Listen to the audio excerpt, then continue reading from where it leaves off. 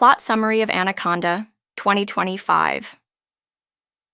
In the bustling modern world of 2025, a group of friends, now in their 40s and grappling with midlife crises, find themselves yearning for the excitement and camaraderie of their youth.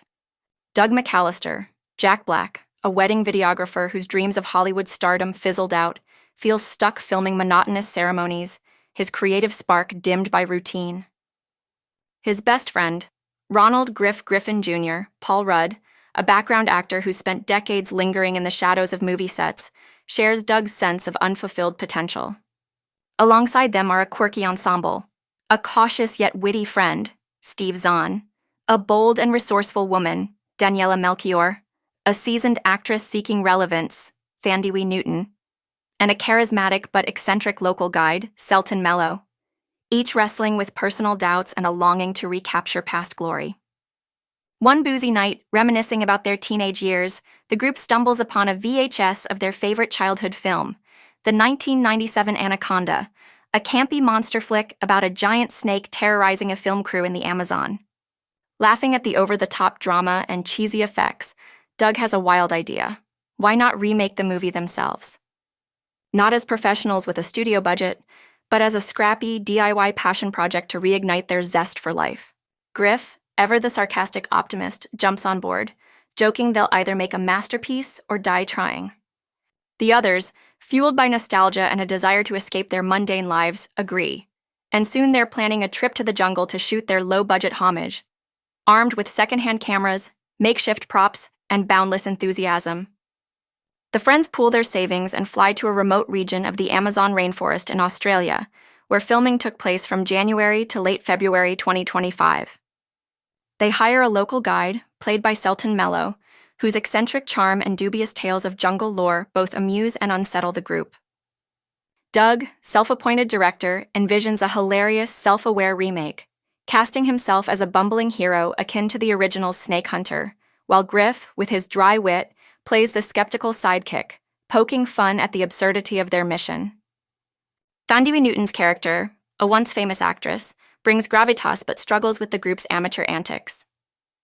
Daniela Melchior's role, a tech-savvy problem solver, keeps their gear running, while Steve Zahn's nervous but loyal friend provides comic relief, constantly worrying about bugs, snakes, and their odds of survival. Their first days in the jungle are a mix of chaos and comedy.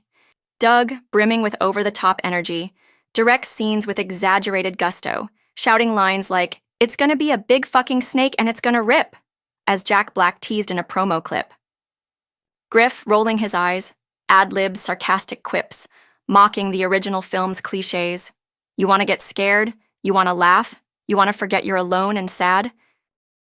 The group laughs through mishaps, tripping over roots, botching lines, and battling mosquitoes, capturing shaky footage of themselves reenacting the 1997 plot, where a crew hunts a legendary anaconda.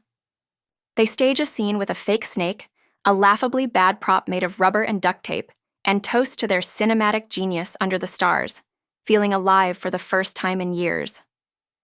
But the jungle, lush and seductive yet sinister, soon turns their lighthearted adventure into a real test. On day 3, a sudden storm drenches their camp, ruining half their equipment and soaking their scripts. The guide, with a cryptic smile, warns of local legends, tales of giant anacondas, far bigger than the 40-foot beasts of the original film, said to lurk in the shadows. Steve Zahn's character panics, insisting they leave, but Doug, fueled by bravado, declares, "We're not quitting. This is our shot at glory." Griff, ever the realist, mutters, "Glory or a group funeral."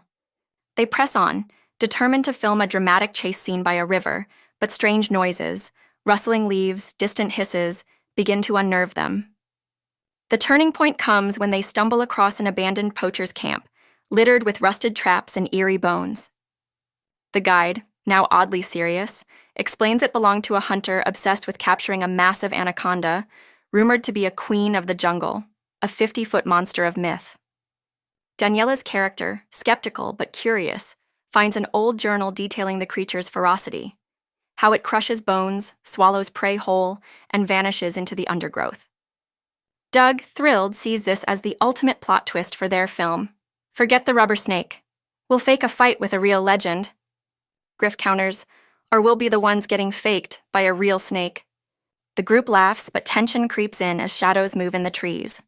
Reality blurs with their script when, during a night shoot, a massive shape slithers through the darkness. At first, they think it's a prank, maybe the guide messing with them, but a low, guttural hiss and a glint of scales prove otherwise. A giant anaconda, far larger than any they'd imagined, emerges, its eyes gleaming with a terrible beauty. Steve Zahn's character shrieks, dropping the camera, while Doug, in a mix of terror and excitement, yells, "Roll it!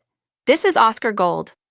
The snake, uninterested in their cinematic dreams, lunges, forcing them to scatter. Daniela grabs a machete. Thandiwee's character rallies the group with a steely command, and the guide mutters cryptic advice, "Don't look it in the eyes." What follows is a heart-pounding blend of chaos, comedy, and horror. The anaconda, a 50-foot behemoth, pursues them through the jungle, its coils snapping trees like twigs. Doug, still clinging to his director role, tries to direct the snake, shouting, "Cut to the chase scene," as they flee. Griff, dodging a strike, quips, "This thing's not Union, it doesn't take notes."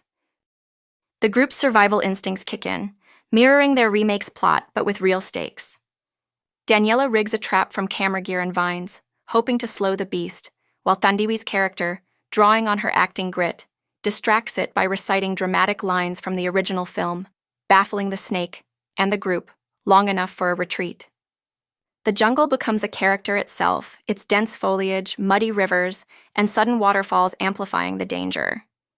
A hilarious yet tense sequence sees Steve Zahn's character slip into a swamp, flailing as he imagines the anaconda beneath him, only for Griff to pull him out, deadpanning, "You're safe, unless leeches eat you first." The guide reveals a half-truth. He's encountered this snake before, losing a friend to its coils, and believes it's drawn to their noise and chaos. Doug, undeterred, insists they film the epic showdown, rigging a net from their torn tents to capture the beast, blending their movie-making dream with survival. As night falls, the anaconda corners them near a crumbling ruin, a relic of some lost expedition. The group, now bonded by fear and resilience, devises a plan. Daniela and the guide set a fire to disorient the snake, while Thandiwee and Steve Zahn lure it toward the net. Doug and Griff, in a comedic yet heroic moment, bicker over who's the leading man as they hoist the trap. The anaconda, enraged, thrashes free, its scales glinting in the firelight, and coils around Doug, squeezing tight. Jack Black's manic energy shines as Doug wheezes, "This is method acting." Griff, in a rare, earnest moment, grabs a fallen branch and jabs the snake's eye, freeing his friend. The climax erupts in a wild, absurd battle. The anaconda, a 500-kilogram muscle of nature, chases them to a rickety bridge over a raging river. The group, now a tight-knit unit, works together. Daniela cuts ropes to weaken the bridge, Thandiwee tosses burning branches, and the guide chants a mysterious local incantation, claiming it calms snakes. Doug, inspired, yells, "It'll give you a big hug," echoing promo hype as he and Griff bait the beast onto the bridge. With a final push, the structure collapses, sending the anaconda plunging into the rapids below, its massive form vanishing in a splash. Exhausted, the friends collapse, laughing and gasping, with Griff quipping, "We got the shot, and our lives." In the aftermath, they sit by the river, battered but alive. Doug, reflecting, admits the jungle taught him more than any film set: courage, friendship, and the value of chasing dreams, even crazy ones. Thandiwee's character, renewed, vows to take risks in her career again. Daniela, grinning, salvages a memory card with their chaotic footage, joking, "This'll go viral, or get us sued." Steve Zahn's character, still shaky, mutters, "I'm never watching a snake movie again." The guide, enigmatic to the end, hints the anaconda might still lurk, but wishes them luck. As they limp back to civilization, they decide to finish their remake, not for fame, but for themselves, a testament to their wild adventure. Their journey home is bittersweet. Doug and Griff, now closer than ever, edit their footage, blending real anaconda chases with their goofy reenactments. The result is a messy, hilarious, terrifying film, a meta-nod to the 1997 original, complete with their bickering, bad props, and genuine peril. They screen it for friends who roar with laughter and awe, calling it a cult classic in the making. The group, once lost in midlife doldrums, finds purpose. Doug rediscovers his creative fire, Griff embraces his wit as strength, and the others shed their doubts. The film ends with them toasting, "To the jungle, to friends, to the biggest fucking snake." As the screen fades to a shot of the Amazon, a faint hiss echoing in the distance,